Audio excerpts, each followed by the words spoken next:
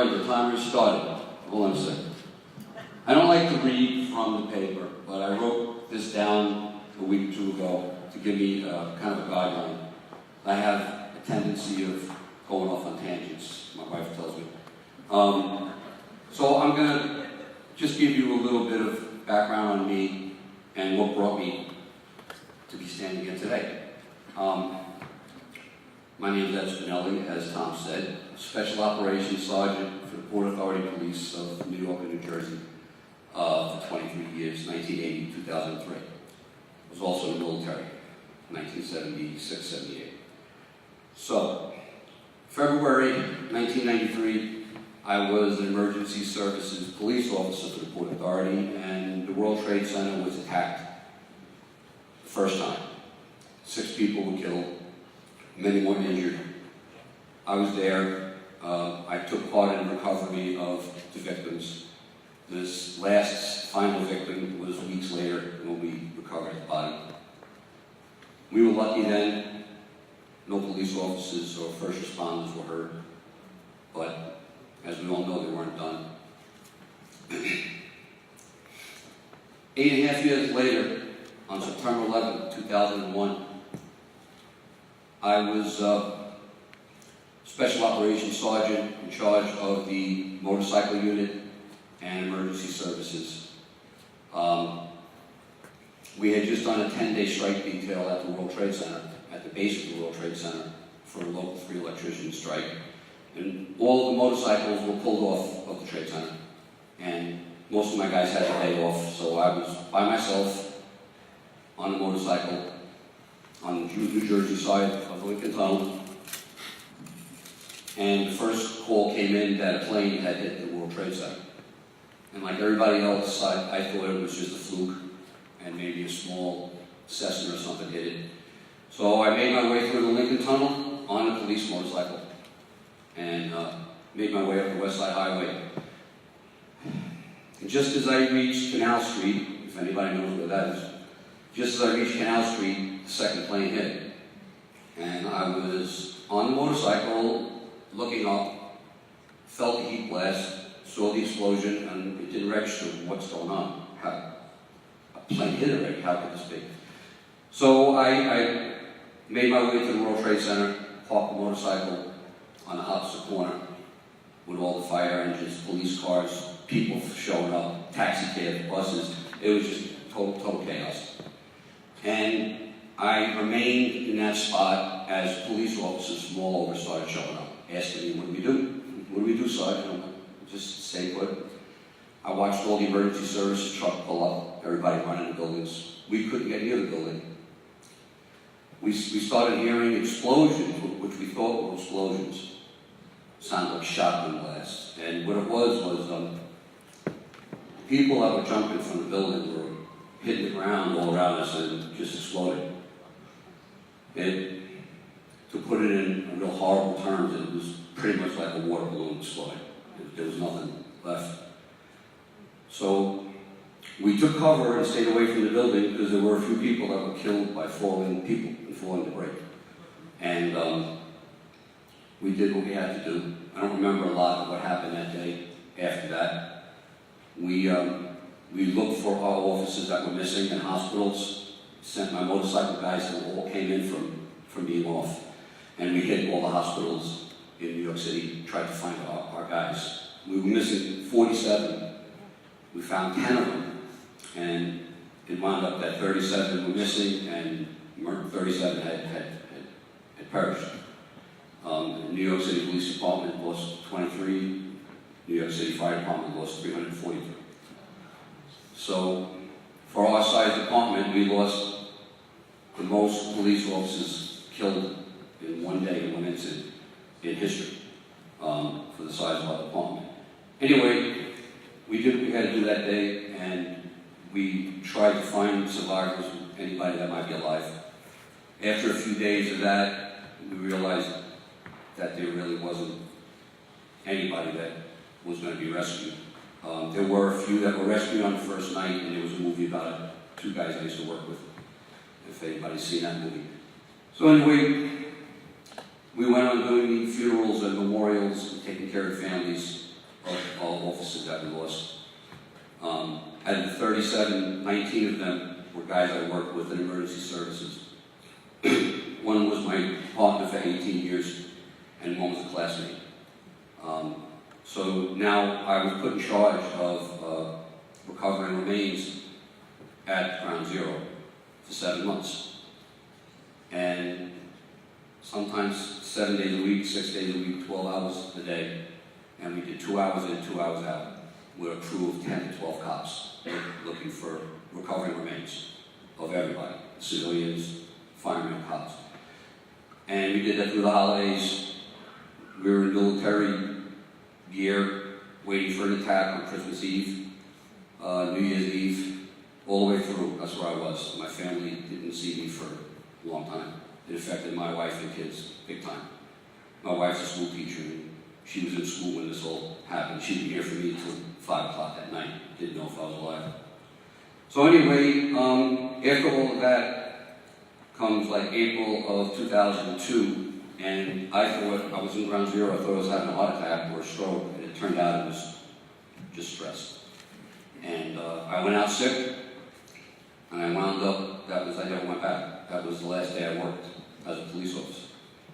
And I had a breakdown, and I've been through 17 years of therapy, different medications, and I went through a few years of basically keeping myself away from people, not socializing, not going to family functions.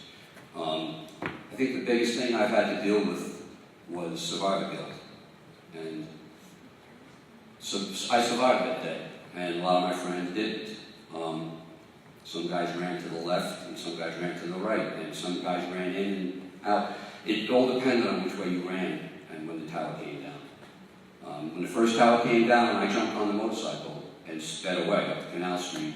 I went back on foot, and I got caught in the second collapse on the outside of the building. So I have a lot of baggage and a lot of issues that I've been dealing with over the years. And my poor wife and kids had to deal with it.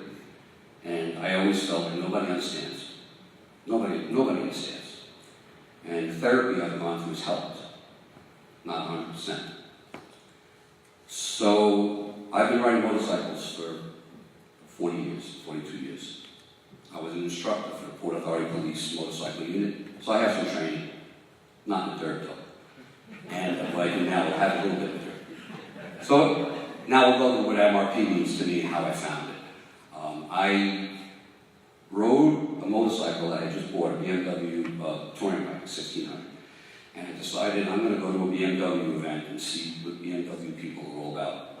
Because I rode Harleys for years. So I went to Des Moines, Iowa. Don't ask me how the hell I wound up in Des Moines, Iowa. Riding this big ass BMW, wearing a full helmet, things I never did before. I was totally out of my comfort zone. So I get to Des Moines, Iowa, and I check in a hotel, and I'm like, where is this event? And I go, and I'm like, oh God, BMW people, a little different than all of you. And I'm walking through this event, and they're all coming over, hey, you're a virgin, you've never been here before, they're sticking pins on me and stickers on me. I'm like, leave me alone. So now, I'm riding the BMW for 1,230, whatever miles it was, I don't know. My back is killing me. You know, I don't have the longest arms.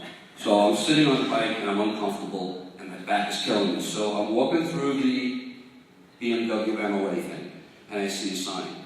Motorcycle relief by, I see therapeutic. I'm like, oh shit, massage. I figure, I'm gonna get a massage on my back. So I walk up,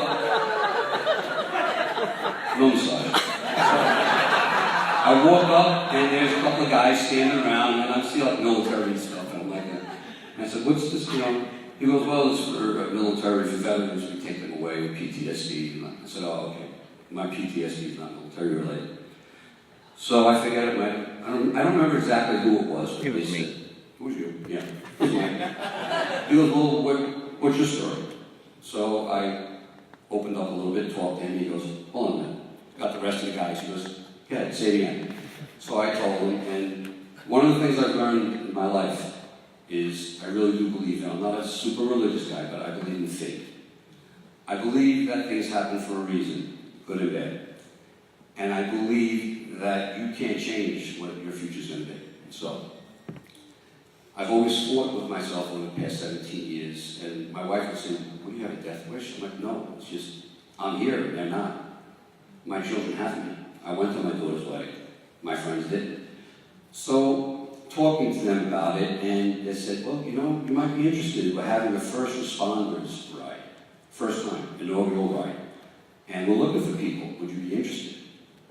So, like the gentleman before me were talking, you know, let somebody into my space, tell my story. I don't know, I'll think about it. I went back to see them the second day, and then you introduced me to, I forget, whoever was real important. And so now I have it in my head.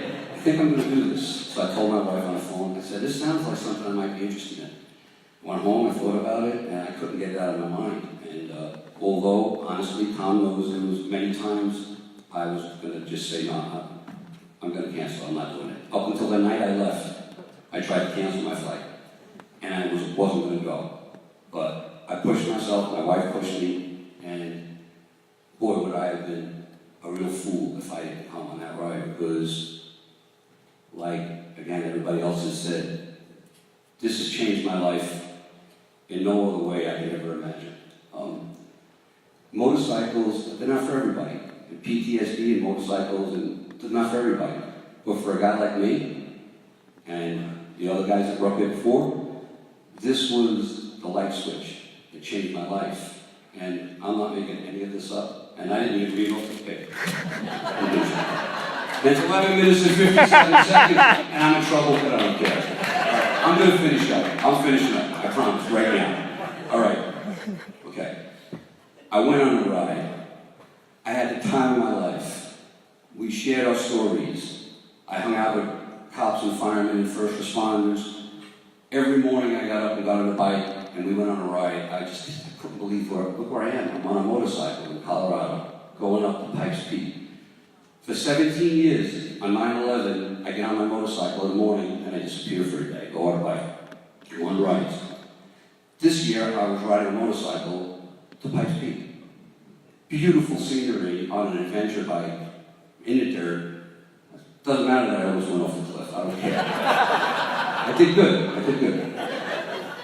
But this organization, what it does for veterans, and thank God they allow first responders now, and it's changed my entire life, my whole attitude, my relationship with my family. I was almost divorced. Didn't want to bother people, didn't want to socialize. My life changed. This has been the best part of my life since before 9/11, that I feel alive, that I feel that I enjoy being alive.